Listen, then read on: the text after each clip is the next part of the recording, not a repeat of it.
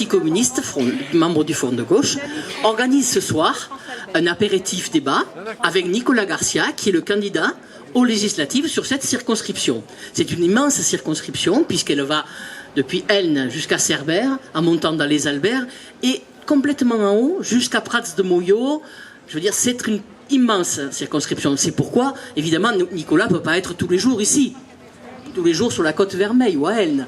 Donc, nous avons des moments privilégiés que nous appelons réunions publiques. En principe, nous les faisons dans des salles. C'est ce qui est prévu, on nous prête des salles.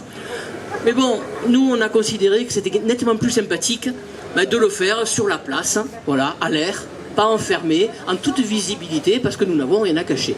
Au contraire, nous pensons que les questions que vous avez à poser, eh bien, elles peuvent servir à tout le monde. Et pas simplement à ceux qui sont dans une salle, mais ceux qui peuvent en profiter, qui sont sur la place ailleurs, ceux qui vont arriver et qui vont nous trouver beaucoup plus facilement que dans une salle enfermée, complètement derrière la mairie. C'est ce qu'on nous avait proposé. Bon, il y a des travaux partout, donc voilà.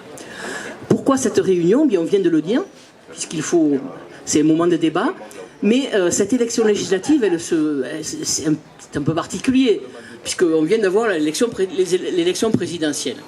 Élection présidentielle, bon, vous nous avez vus, tous ceux qui nous connaissent, faire une campagne formidable pour Jean-Luc Mélenchon.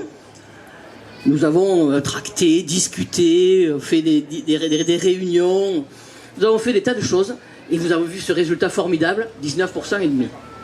Bien sûr, Jean-Luc Mélenchon n'a pas été au second tour, mais quand même, il faut apprécier ce résultat. Ça veut dire que dans ce pays, eh bien, il y a 19,5% des gens qui ont voté, qui se prononcent pour des choix radicaux, qui se prononcent pour une augmentation du SMIC, pour une augmentation du pouvoir d'achat, pour une diminution des pouvoirs des patrons, pour une diminution des profits, pour une répartition autre des profits. Vous voyez, c'est quand même pas des choix neutres. Les élections législatives, excusez-moi, ça doit être le prolongement de cette discussion, de ces choix. Nous pensons que Nicolas Garcia, dans cette circonscription, c'est tout naturellement celui qui est le plus à même de continuer cette discussion et ces choix. C'est lui qui peut vous permettre de faire aboutir ce que vous avez commencé à dire, l'espoir. Parce que nous allons en avoir beaucoup besoin. Beaucoup besoin pour plusieurs raisons. D'abord, parce que au deuxième tour de l'élection présidentielle, contre Marine Le Pen, et contre mauvaise fortune, on a fait qu'on a pu, mais nous avons appelé à voter pour Emmanuel Macron, ça nous fait d'illusions. Vous voyez bien aujourd'hui que malgré quelques mesures positives dans son programme, il va passer par ordonnance la loi travail cet été. Donc, il va avoir besoin de députés qui soient solides, qui soient près du terrain, qui soient près des gens pour les défendre. Ensuite, nous avons une droite revancharde. Regardez-le, il suffit de les entendre. Ils sont bien persuadés qu'ils vont pouvoir mener leur politique après avoir eu une majorité à l'Assemblée nationale. Est-ce que nous allons les laisser faire? Est-ce que nous allons les laisser mener cette politique que nous ne voulons pas? Non. Et la troisième raison, elle est encore plus forte dans notre département, c'est Le Pen. Il faut le prendre avec gravité. Marine Le Pen, dans ce département, c'est elle qui a été la première des candidates. C'est comme ça. Et nous ne pouvons pas nous en réjouir. Nous ne pouvons pas nous en réjouir, dans cette circonscription particulièrement. Donc il me semble que pour avoir un rempart fort contre les mesures nauséabondes qu'elle propose, pour le retour en arrière, nous avons besoin d'avoir quelqu'un de proche de nous, quelqu'un qui est ferme sur les prix, je dirais, quelqu'un d'honnête, d'intègre, que vous connaissez. Ce candidat, c'est Nicolas Garcia. Et je crois que nous pouvons tous ensemble, dans les presque 3 semaines qui nous restent, nous rassembler, réunir autour de nous tous ceux qui avaient ce même espoir, pour leur dire qu'on peut aller de l'avant. Et on peut peut-être être au deuxième tour. C'est ça qui va se jouer. Et ça va être complètement nous qui allons le porter. Alors c'est pour ça que je vous remercie d'être là, et puis je vais lui passer la parole. Écoutez, merci Marie-Françoise, merci mesdames et messieurs d'être venus aussi nombreux à cet apéro débat. C'est un peu, on innove un petit peu. Donc écoutez, moi je vais essayer de vous dire quelques mots et pas être trop long, de façon à ce qu'on puisse avoir un échange tous ensemble et qu'on puisse à la fois éventuellement poser des questions, bien sûr, mais y répondre ensemble surtout. Et puis, voilà, essayer de construire quelque chose. Et si je peux porter cette parole pendant la campagne et au-delà à l'Assemblée nationale demain, j'en serai heureux. Bon, d'abord, évacuons les questions qui blessent et qui sont aujourd'hui, qui préoccupent un certain nombre de personnes qui ont voté Jean-Luc Mélenchon. Bon, vous connaissez la situation dans cette circonscription.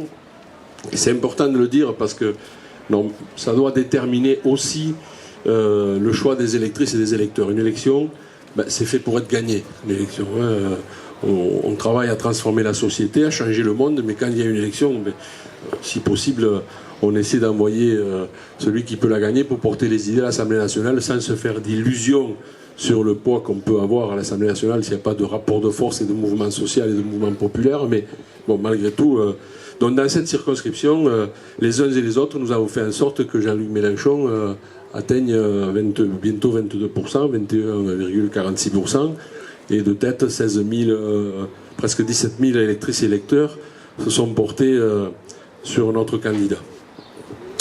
À tel point que si vous faites l'addition des forces, on va dire, de la gauche radicale, si on ajoutait les voix recueillies par Poutou, Artaud et Mélenchon, ça fait le même nombre de voix que les voix recueillies par Hamon et Macron ensemble. Ce qui quand même fait réfléchir sur les possibilités qu'il peut y avoir, même si tout le monde n'est pas Mélenchon et tout le monde ne recueillera pas les voix qu'a recueilli Jean-Luc Mélenchon, nous sommes lucides là-dessus.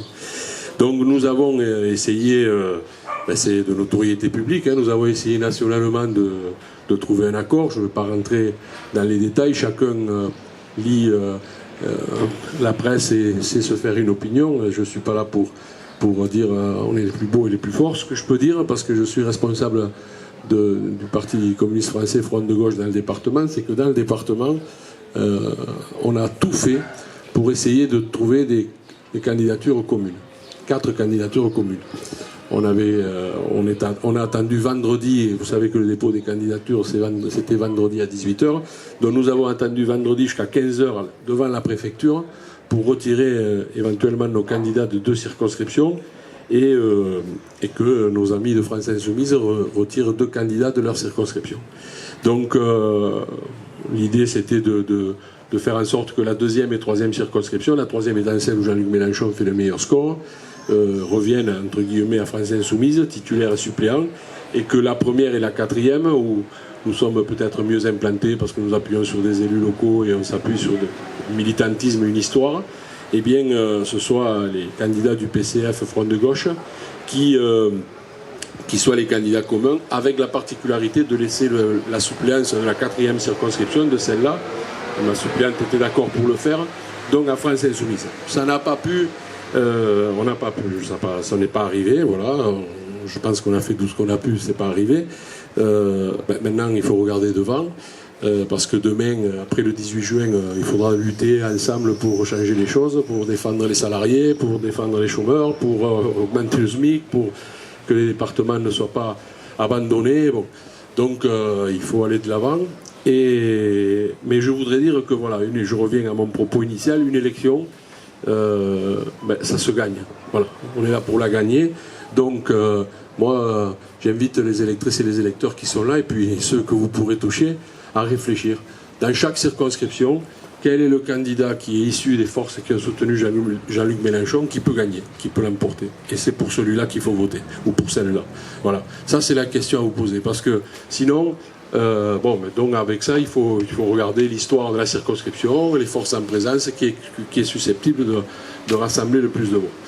Voilà, donc après une élection législative, on va élire un député. Un député, c'est d'abord un élu national.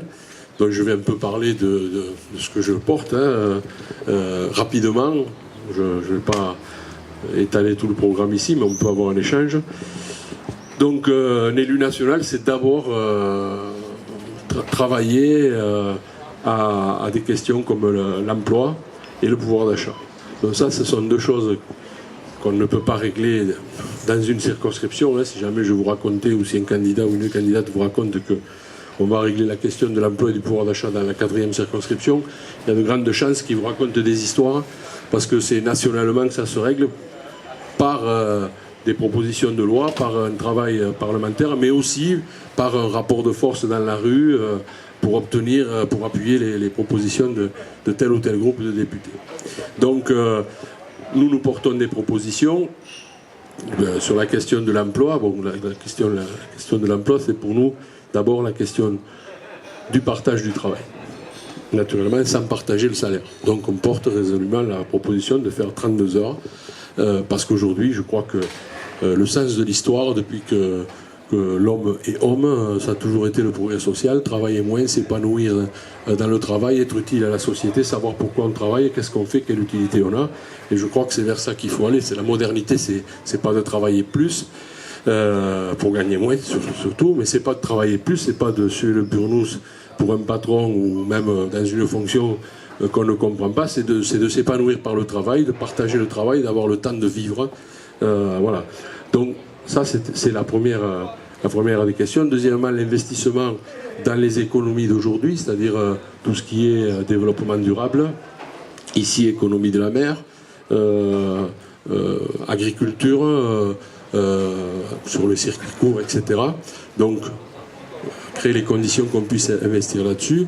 Deuxièmement, la relance par la consommation, tout en étant lucide, c'est-à-dire la consommation qui permette de répondre aux besoins humains, pas la surconsommation, celle qui sert à rien, celle qui permet de répondre aux besoins humains, c'est-à-dire qu'aujourd'hui, il y a encore des gens qui ne peuvent pas se loger, qui ne peuvent pas s'habiller correctement, qui ne peuvent pas être éduqués correctement, qui ne peuvent pas être soignés correctement.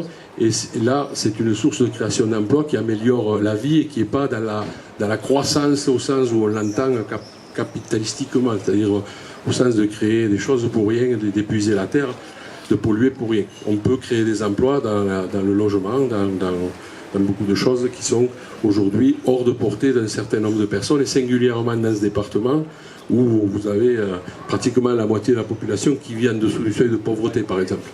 Voilà, donc ça, ce sont deux axes nationaux très très forts qu'on va porter. La question du développement durable, en plus, et la question des services publics, parce que c'est une question, je dirais, très importante dans des départements comme les nôtres. Voilà les quatre axes. Ensuite, un député, je vais vite à la SERP, après on peut détailler, mais je ne veux pas vous en mettre plein la tête. Je voudrais qu'on ait quand même un petit échange, puisqu'on a un micro. Ensuite, naturellement, il faut aussi des députés, des hommes et des femmes de terrain qui s'occupent de la circonscription. Donc, je connais bien cette circonscription. Je peux dire que je l'ai labourée en long, en large et en travers. J'en suis un élu local. J'ai été maire d'Elne et je suis maintenant vice-président du Conseil général, où j'ai en charge la question de l'eau, particulièrement, et où je travaille, par exemple, pour créer un grand service public de l'eau, de la production de l'eau, afin qu'on puisse maîtriser la ressource en eau de ce département, qu'on la sorte des pattes de boîtes comme Veolia, etc., et qu'on la mette entre les pattes du service public, enfin des collectivités, et au travers des collectivités, naturellement, des citoyens. Donc je connais bien cette circonscription, elle a beaucoup d'atouts, et donc je pense que je serai, en m'appuyant sur mon expérience et aussi sur les hommes et les femmes de cette circonscription, je pourrais la défendre à l'Assemblée nationale, dans la rue, à leur côté, et aussi donc au Parlement. Et il y a quelques axes forts. Le premier axe fort que je veux porter singulièrement ici, mais c'est aussi le cas en Val-d'Espire, mais je crois que c'est beaucoup le cas sur cette partie de la circonscription, c'est la question des transports. La question des transports et la question du transport ferroviaire, voyageurs et fret. Donc il y aura une grosse partie sur notre programme qui va porter là-dessus. J'étais encore aujourd'hui avec les cheminots qui faisaient une action à Saint-Charles, puisque vous savez ou vous ne savez pas qu'il y a quelque temps, on avait 4 trains qui partaient pour Rungis avec de la marchandise d'ici, et aujourd'hui, il n'y a plus qu'un train qui part de Perpignan pour aller à Rungis. Tout le reste passe en camion. Vous avez 20 000 camions qui passent tous les jours au Pertus, et ça continue. Donc, nous portons une proposition sur le rail, qui est une proposition qui est importante, c'est-à-dire que dans la circonscription et dans le département, il faudrait que toutes les lignes, on a une chance, c'est qu'on a les infrastructures. On est un des rares départements où les infrastructures n'ont pas été arrachées, où elles existent. Et donc nous proposons de mettre plus de voyageurs sur le rail, que ce soit de Port-Bou jusqu'à Perpignan et Narbonne, où la ligne est menacée, hein, quoi qu'on en dise, la ligne est menacée, parce que de loin en loin, il y a moins d'usagers, non pas de personnes, mais de trains qui marchent, et donc ça coûte plus cher, on invoque la rentabilité, donc on éloigne les transports, on éloigne le nombre de trains, alors qu'il faudrait le rapprocher. Donc non, la proposition que je porte avec mes copains cheminots et avec ceux qui travaillent sur ma campagne, c'est d'avoir des trains pratiquement gratuits à 1 €, toutes les demi-heures, confortables, qui puissent transporter les voyageurs, qui puissent transporter les gamins, pas un gamin qui a un collège, un lycée ou l'université sur la voie, le long de la voie, ne devrait prendre le bus ou la voiture, ils devraient tous circuler en train, et sur la marchandise, les trains de nuit, les trains transfrontaliers. Cette ligne doit devenir, entre guillemets, une ligne, pour le dire vite, une ligne de métro, une ligne RER, une ligne qui circule, pour que on ne pourra pas aujourd'hui, c'est un mensonge de dire qu'on va lutter contre la pollution, qu'on va mettre en place la COP21 si on ne règle pas le problème du transport. Dans cette région, dans ce département et dans cette région, l'essentiel de la pollution, elle vient des particules liées à la voiture et au bus. Donc la proposition qu'on fait, c'est qu'on fasse travailler maximum le rail, qu'on repositionne par exemple les bus du conseil départemental qui sont des bus aujourd'hui régionaux en transversal, qui n'est plus un bus qui longe une ligne de chemin de fer, bien sûr, si cette ligne de chemin de fer est capable de fournir une prestation, je dirais, très très efficace pour l'usager.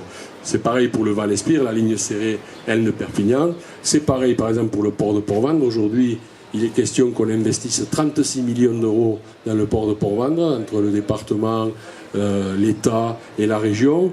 Et il manque 800 mètres de chemin de fer pour qu'on mette la marchandise sur le rail. La marchandise part en camion, parfois de la marchandise très dangereuse, sur des routes pas toujours faciles, alors qu'en faisant 800 mètres en réhabilitant 800 mètres de rail, parce qu'en réalité ils y sont, on pourrait mettre toute la marchandise qu'on prétend faire descendre pour vendre. Je ne rentre pas dans le débat du port, qui est un débat important, hein. Mais quand bien même on augmenterait le volume, on va investir 36 millions, et toute la marchandise qui est susceptible de venir en plus, on va la mettre sur des camions, parce qu'on n'est pas foutu de faire 800 mètres de rail. Pareil pour le site du Boulou, où on peut mettre le camion, c'est créateur d'emplois. Ça, c'est créateur d'emplois, par exemple, de mettre les camions ou les containers sur le rail. Ça existe, il suffit d'augmenter le nombre de... Donc on va porter cette proposition forte, elle est portée par les cheminots, c'est la raison, c'est la logique. Les infrastructures existent, il n'y a pas grand-chose à faire pour que... en fait, celle-là, il n'y a rien à y faire pratiquement, et celle de Serré, il y a très très peu de choses à y faire. Voilà. Ensuite, la question du thermalisme et de la balnéothérapie. Il faut faire un travail sur la sécurité sociale, intégrer qu'avec le vieillissement de la population, ce type de soins sont essentiels. Il faut intégrer un remboursement tout à fait normal et total de la sécurité sociale avec les complémentaires, etc.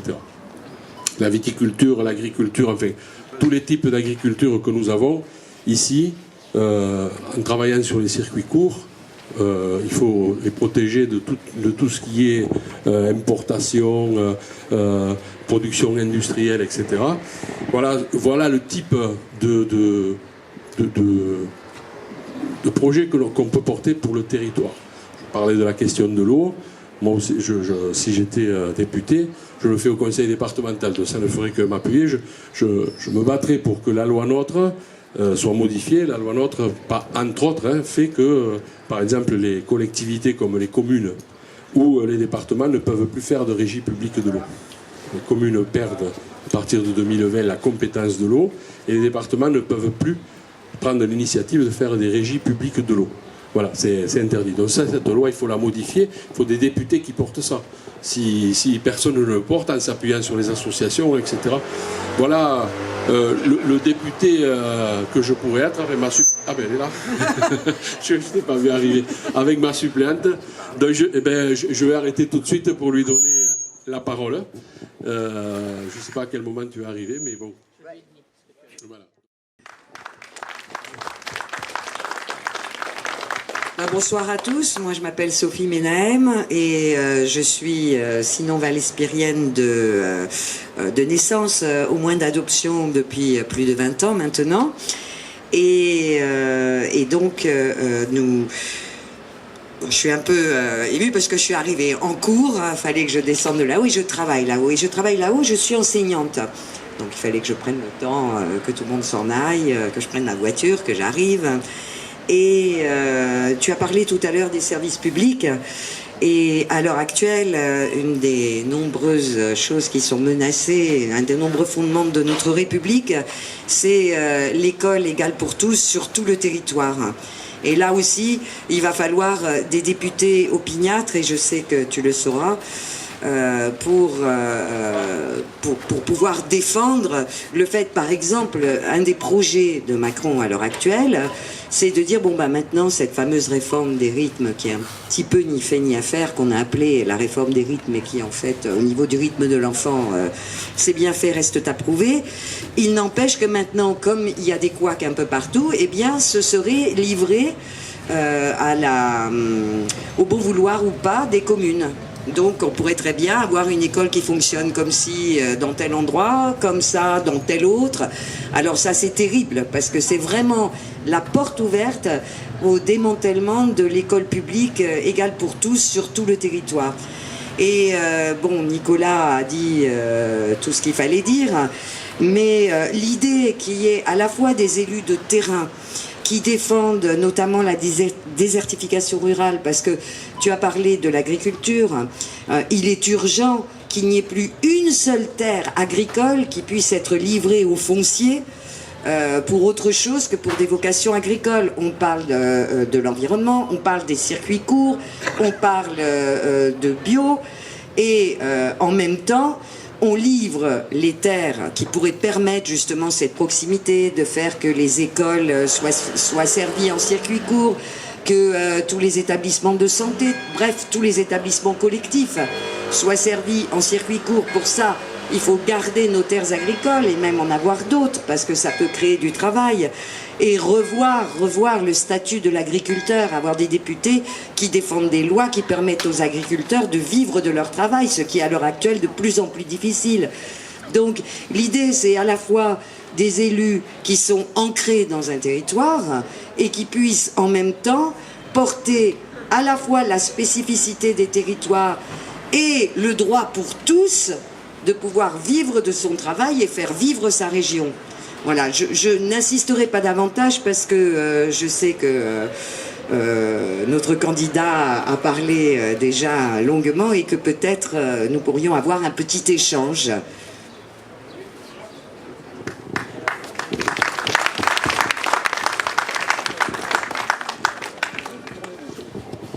Alors, premier intervenant. Jean-Marie. Sens de ce que dit Nicolas, bon, je suis cheminot. Toujours cheminot, même si je suis retraité. Mais bon, c'est pour la danse de Nicolas.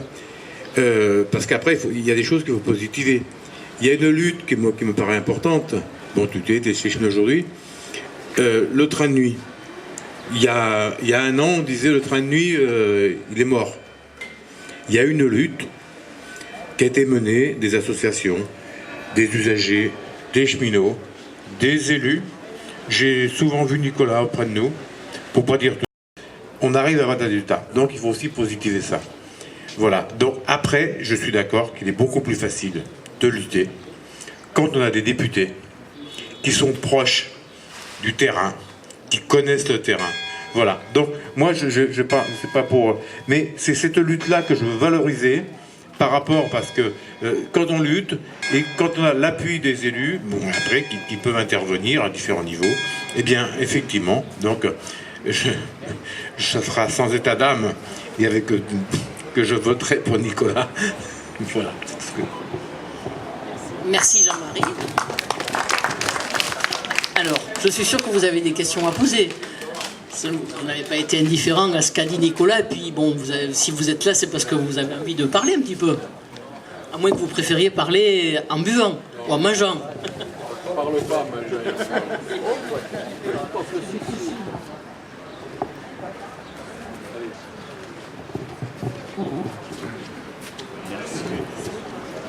Alors moi je vous trouve terriblement optimiste, parce que on a bien vu que la France Insoumise avait fait un grand score, sauf qu'elle l'a fait dans l'unité.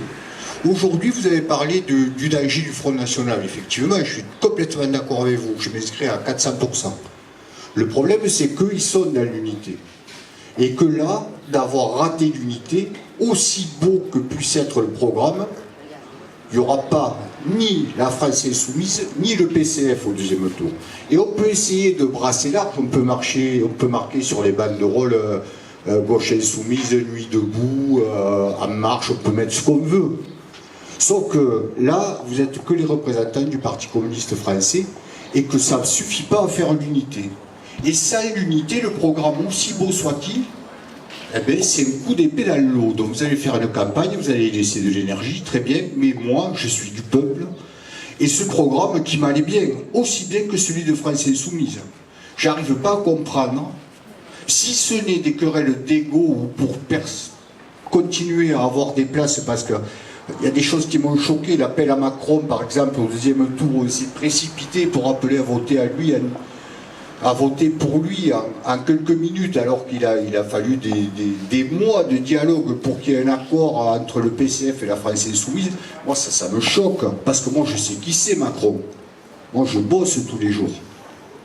Je bosse. Et moi, ça, là, continuer à faire croire qu'on a une chance de gagner, si on regarde le score des dernières, c'était 12% des inscrits, mais il y avait une abstention record. Moi, j'en ai marre de voir ça. C'est la machine à perdre, ça. C'est la machine à perdre. Alors, je ne sais pas qui est responsable, mais là, ce qui se passe, je suis désolé de vous le dire, mais c'est que personne qui représente ces idées qui me vont bien ne sera au second tour des législatives. On peut s'en aller tous à la maison et se suicider. Écoutez, la situation elle est comme ça. Il y a des gens qui subissent des choses et il faut être là pour les défendre. Alors, je le disais en préambule, je ne sais pas si vous étiez arrivé. Effectivement, la situation elle est ce qu'elle est. Je ne vais pas rentrer dans les détails. J'ai expliqué comment ça s'était passé dans les PO nationalement. C'est autre chose, mais il y a d'autres choses intéressantes que vous avez dit. Mais je veux répéter ce que j'ai dit. C'est à vous de faire le choix, monsieur. Votre discours, il est très bien, mais vous devez prendre vos responsabilités. Voilà. Vous devez prendre vos responsabilités le dimanche 11 juin. Vous devez savoir, parmi les candidats qui ont soutenu Jean-Luc Mélenchon, parce qu'on peut se revendiquer du soutien, moi je me revendique d'avoir soutenu Jean-Luc Mélenchon depuis 2011, sans discontinuité. Sans discontinuer. J'ai pas mis 10 mois. Moi, en 2012, j'ai arpenté le territoire de long en large et en travers. On peut aller sur mes pages Facebook de 2012. J'ai défendu la candidature de Jean-Luc Mélenchon. Je l'ai fait en 2014 pour les élections européennes. J'ai été une cheville ouvrière pour faire une liste en 2015 où il y avait le parti de gauche, France Insoumise n'existait pas à l'époque. On a fait une liste avec les Verts, le parti de gauche et le parti communiste où on a eu des élus. Voilà. Bon, moi, à la région, des élus du parti de gauche, des élus du PC, ou sinon on n'en aurait eu aucun, et des élus Verts. Voilà. Bon, j'ai pas attendu 10 mois, pas besoin. Je me suis battu pour Jean-Luc Mélenchon. Aujourd'hui, je revendique de l'avoir soutenu. Donc, il faudra prendre ses responsabilités. Moi, j'ai la faiblesse de croire que dans cette circonscription, le seul de ceux qui ont soutenu Mélenchon qui a une chance d'arriver au second tour, parce qu'il y a une histoire, je peux l'expliquer, mais je pense que c'est moi, c'est Sophie et moi. Voilà. Voilà, parce que pour gagner l'élection, il y a la notoriété, il y a le fait qu'on a labouré le territoire depuis des mois, il y a ce que disait Jean-Marie, il n'y a pas eu un jour où les filles de Cerbère ont fait une lutte que je ne sois pas à leur côté, il n'y a pas eu un jour où les cheminots ont fait que je ne sois pas à leur côté. Voilà, il y a une histoire, il y a des choses. Mais vous avez dit quelque chose d'important. Vous savez qui est Macron, je sais qui est Le Pen, moi. D'accord? Moi, je suis ici, dans ma famille, il y a du sang, des morts. Et à 20h, donc je ne vais pas parler de Pierre Laurent ni de Jean-Luc Mélenchon, je vais parler de Nicolas Garcia. À 20h, il y a un journaliste qui m'a appelé. Et il m'a dit, bon, monsieur Garcia, qu'est-ce que vous faites? J'ai dit, moi, la 5e République, elle me donne qu'une possibilité, c'est celle d'utiliser le bulletin Macron pour battre le fascisme. Donc je vais le faire. Il me dit, mais Mélenchon n'a rien dit, Pierre Laurent non plus. J'ai dit, j'en ai rien à foutre. Moi, je prends mes décisions, je ne les prends pas à Paris, je les prends ici. Moi, je tire un signe égal, hein, monsieur, je tire un signe égal entre Franco et Le Pen. Et si vous tirez un signe égal entre Franco et Le Pen, vous ne pouvez pas dire ni Macron, ni Le Pen. Vous ne pouvez pas dire, parce que moi je crois, je peux me tromper, mais je ne veux pas prendre un risque. Parce que moi je crois que Macron, on pourra le foutre dehors par les urnes, après qu'il nous ait fait souffrir. Parce qu'on l'a fait avec Sarkozy, et avec Hollande, il n'a même pas pu se présenter. Mais je crois que si on avait élu Le Pen, on n'aurait pas pu. Il n'y a pas d'exemple dans l'histoire où il n'a pas fallu du sang pour les foutre dehors, ces gens-là. Parce que, imaginez, je vous fais un scénario catastrophe. Elle est élue, parce que tout le monde fait comme vous. On s'abstient, parce que si tout le monde s'était abstenu, elle passait. Donc, ah oui, non, parce qu'on a compté sur les autres pour se salir les mains, vous comprenez? Les gens, ils me disent, mais où elle passera toujours? Pourquoi elle passera toujours? Parce qu'il y a quand même des gens pour le faire. Donc moi, j'ai dit, je ne veux pas prendre ce risque-là. Donc, pourquoi? Parce que si elle avait été élue, imaginons que 2 jours après, sous la Tour Eiffel, il y a un attentat terroriste. C'est possible, ça. C'est possible que ça arrive, puisque c'est déjà arrivé. Elle a tout dans la Constitution, de l'article 6 à l'article 19, pour avoir les pleins pouvoirs. Il n'y aurait même pas eu de législative, peut-être. Et ça, je ne voulais pas courir le risque. Je ne voulais pas courir le risque. Parce qu'aujourd'hui, je peux faire ça. Aujourd'hui, je peux faire ce que nous faisons ensemble. Il y aurait eu Marine Le Pen élue. Je ne suis pas sûr que j'aurais pu être là à faire ça. Voilà. Vous ne le croyez peut-être pas, mais moi je le crois. Et en fonction de mes convictions, parce que je suis un petit-fils de républicain espagnol, parce que j'ai des tontons qui sont enterrés dans des fosses communes, je n'ai pas voulu prendre le risque. Je ne fais pas un signe égal entre ce salopard de Macron et cette peste de Le Pen. Voilà, moi je ne tire pas un signe égal. Donc, mais j'admets, je peux comprendre que des gens n'aient pas voulu le faire. Je peux le comprendre. On n'a pas tous la même histoire, on n'a pas tous les mêmes convictions. Donc, je ne vous en fais pas grief, mais je ne veux pas qu'on m'en fasse grief. C'est la première fois, moi, que je vois des gens qui veulent s'abstenir face à un fasciste qui milite pour l'abstention. Ça m'a un peu choqué. Dans le débat général, pas aujourd'hui, c'est passé. Mais dans le débat général, parce que d'habitude, les gens qui disaient blanc, bonnet, bonnet, blanc, ils disaient rien. Mais là, ils militaient pour l'abstention face à un facho. Vous vous rendez compte? Pour moi, ça m'a fait mal. Donc je me suis battu, oui, effectivement, pour utiliser le bulletin Macron, l'homme qui me révulse le plus. Voilà, donc, mais elle me révulse encore plus, elle. J'ai pas pu m'empêcher, en pensant à ma famille, à celle qui est restée là-bas, celle qui a connu les camps d'Argelès. Je ne pouvais pas le faire. On peut pas. Et puis, ça montre bien, je crois, qu'il faut du pluralisme. Je reviens dans le débat précédent. Il faut du pluralisme. Moi, qui est un autre parti qui se crée, qui s'appelle Force Insoumise, ou Force ce que tu voudras, non, je dis bien ce que je dis, Force Insoumise, qui s'appelle Force Insoumise, et qui soit le plus fort à gauche, tant mieux. Mais je crois qu'il faut du pluralisme parce que c'est l'histoire de France. Moi, j'ai adhéré à mon parti quand il a abandonné le parti unique. C'est pas pour y rentrer de nouveau aujourd'hui. Donc, je veux pouvoir exprimer mon opinion, soutenir le candidat que je veux. Voilà, après, qu'on me laisse, c'est ça le pluralisme. Et s'il n'y avait pas eu le pluralisme au 2e tour de la présidentielle, tout le monde aurait dit, comme Jean-Luc Mélenchon, c'est-à-dire,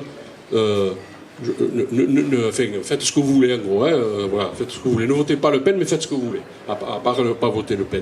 Et le fait qu'il y ait une autre formation de soutien à Mélenchon qui disent, nous, on demande d'utiliser le bulletin Macron, ça a permis aux électrices et aux électeurs qui étaient derrière Mélenchon, qui eux voulaient utiliser le bulletin Macron, d'être en quelque sorte rassurer ou de trouver un espace pour le faire avec un parti politique qui a appelé à le faire. C'est ça le pluralisme.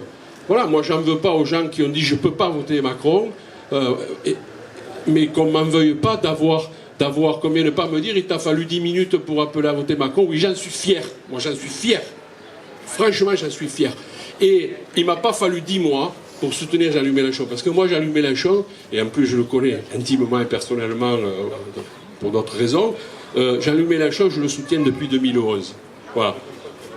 Et voilà, c'est tout. Il n'y a pas de, je veux pas polémique. Il n'y a pas de polémique là-dessus. Aujourd'hui, on n'a pas pu se mettre d'accord. Dans mon département, j'ai fait tout ce que j'ai pu pour qu'on soit d'accord. On n'a pas pu se mettre d'accord. Et bien maintenant, on fait une campagne côte à côte. Je n'ai pas d'adversaire, je n'ai pas d'ennemis à France Insoumise. Je ne les ai qu'à droite, moi, les ennemis. Je ne ferai pas campagne contre mes copains de France Insoumise parce que demain, il faudra qu'on se retrouve. Je ne ferai pas campagne contre eux. Voilà. Je ferai campagne contre Macron parce que, voilà, aujourd'hui, Macron, il ne peut pas gouverner avec les ordonnances si le Parlement ne lui en donne pas l'autorisation. Voilà pourquoi il faut le priver d'élus. Il ne faut pas aujourd'hui, ce n'est pas le 3e tour de la négociation entre France Insoumise, le PC, Ensemble et tout ça. Aujourd'hui, on doit élire des députés pour qu'il y en ait le moins possible de droite et du PS et de Macron. Parce qu'ils vont magouiller entre toute manœuvre, toute personne, je dis, qui a envie de ça, il faut qu'il choisisse un candidat. Sinon, eh bien, il fait le jeu de ceux qu'on veut combattre, la droite, l'extrême droite. Voilà, c'est tout. Le 11 juin, on ne règle pas la question de savoir qui sera le plus fort à gauche. On règle la question de combien de députés qui portent autre chose que Macron seront élus. Voilà, c'est la seule question qu'il faut se poser. Tout le reste, après, c'est je suis convaincu de ça, tu es convaincu de ça, tu as raison, j'ai raison. C'est un débat. Et le débat du 11 juin, c'est pour qui on vote, qui peut gagner.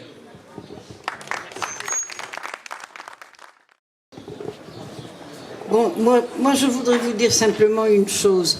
Je suis tout à fait d'accord que Macron est un homme de droite et qu'il faudrait qu'il ait en face de lui des forces de gauche vraiment offensives et unies. Mais alors, je veux dire clairement ceci.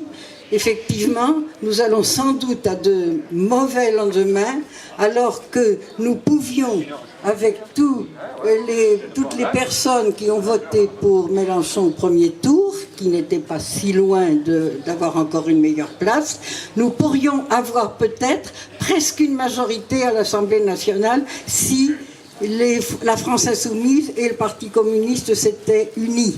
Or, il y a des quantités de gens qui ont demandé, qui ont signé, qui ont fait des réunions pour demander qu'on s'unisse.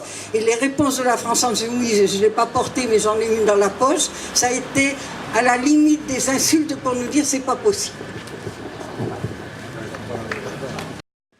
J'ai été très ému par la réponse de Nicolas à monsieur, pour plusieurs raisons. La première est un peu personnelle, ça m'a rajeuni de 15 ans, puisque lorsque nous nous sommes retrouvés il y a 15 ans entre Le Pen, le père, et Jacques Chirac, j'ai été moi aussi, qui était premier secrétaire du Parti communiste avant Nicolas dans ce département, le premier des dirigeants du Parti communiste à appeler à voter Chirac, d'autant que l'élection terminait à 18h ici, nous savions déjà les résultats. Et la réponse que m'ont fait les journalistes, ça a été, est-ce que Robert Rude est d'accord? Je lui dis, de toute façon, c'est ma réponse, je suis dirigeant du Parti communiste, et voilà la réponse que je vous fais, vous pouvez la publier. Ça, c'est la première chose. La deuxième chose, c'est que, il y a eu un débat, mais moins fort qu'aujourd'hui. Ce qui est quand même étonnant dans cette France dont nous avons dit à un moment donné qu'elle tirait vers la droite, c'est que Marine Le Pen a réussi son entreprise de diabolisation du Front National, en continuant à diaboliser son père et en disant « moi je suis vierge de tout cela ». Et parce qu'il y a 15 ans, la réponse populaire n'avait pas été la même, il y avait eu quelques interrogations sur Chirac, mais la haine de Le Pen était telle qu'il n'y a pas eu une seule seconde l'idée dans la masse populaire de mettre un signe d'égalité entre les deux candidats de l'époque, alors que ça a été par le cas cette fois-ci et qu'il y a eu campagne pour l'abstention. La troisième raison, c'est que nous ne l'oublions pas. Nicolas a dit qu'il y a du sang entre le fascisme et nous, et il a raison. Et n'oublions pas non plus que Hitler a été porté au pouvoir par le suffrage universel et qu'il en a été de même pour Mussolini. Et quand il fait ensuite des atrocités dont l'humanité porte encore les stigmates. Alors, de ce point de vue-là, voilà, n'oublions pas tout ça, et je suis très ému en le disant. La dernière raison, ben oui, il faudra quand même qu'on se retrouve. Ici à Banyuls, quand moi j'ai été candidat au cantonal du Front de gauche dans son ensemble, quand j'ai été tête de liste du Front de gauche dans son ensemble, nous avons fait de bons résultats qui ont permis à la gauche banyulenque de monter et de redresser la tête. Eh bien, il y a à l'heure actuelle un passage difficile. Je suis sûr que le choix des électeurs permettra de le franchir et je suis encore plus sûr que bientôt nous serons tous ensemble la gauche radicale, la gauche qui est debout, la gauche qui est insoumise, avec beaucoup d'autres pour gagner. Enfin, en tout cas, pour changer, pas pour changer de sujet, mais bon, je crois que chacun peut se faire une opinion. De toute façon, c'est derrière. Macron est élu et c'est comme ça. Le Pen n'est pas élu et voilà. Donc, je crois que aujourd'hui, une des conditions pour gagner, et moi je vous appelle, en tout cas si vous êtes déjà convaincus de voter pour nous, continuez à le faire, c'est que la gauche aujourd'hui qui refuse le libéralisme, dont j'inclus celle de Hamon, parce que les quelques électeurs qui ont voté Hamon sont vraiment ceux du PS qui ne voulaient sans doute pas du tout de libéralisme. Donc il faut que ces femmes et ces hommes se retrouvent derrière un seul candidat, un seul vote. Voilà. Sinon, il n'y a aucune chance d'être au second tour. Mais moi, je vous dis qu'il y a des chances d'être au second tour. Il y a des chances d'être au second tour parce que il y a une aspiration au changement. Il y a des configurations particulières dans cette circonscription qui font que ni le PS, ni la droite n'a de bons candidats. Que le candidat de Macron est un candidat qui n'est pas connu, donc qui va avoir le vent en poupe, mais qui n'est pas connu, ça va le freiner. Et donc, dans ce cadre-là, les deux premiers seront qualifiés. Il faut faire, il faut être dans les deux premiers. Et je pense que si on ne peut pas être premier, on peut être second. Voilà. Après, chacun pèse ce qu'il veut pour cette élection. Si c'est voilà, chacun, si c'est pour empêcher Macron de nuire, voilà, c'est ce qu'on a à faire. Il faut envoyer quelqu'un qui essaie d'empêcher Macron de nuire. Dans le panel qui peut être élu, il n'y en a pas beaucoup qui peuvent empêcher Macron de nuire. Voilà. C'est pas à la droite, c'est pas le PS. Voilà. Donc après, on a besoin dans ce département, dans cette circonscription, que les services publics restent près des gens, que le territoire ne soit pas déménagé mais aménagé, comme il est actuellement déménagé. On a besoin d'avoir une réponse aux problèmes de santé, aux problèmes d'école, aux problèmes de transport. Et c'est pas les candidats en liste qui vont le régler, ce problème. Ça peut être un candidat issu du programme que portait Jean-Luc Mélenchon. Et donc, voilà, moi, je pourrais même dire que je mettrai en œuvre ce programme, je le défendrai, et un peu plus, puisque j'ai des convictions communistes, donc encore un peu plus.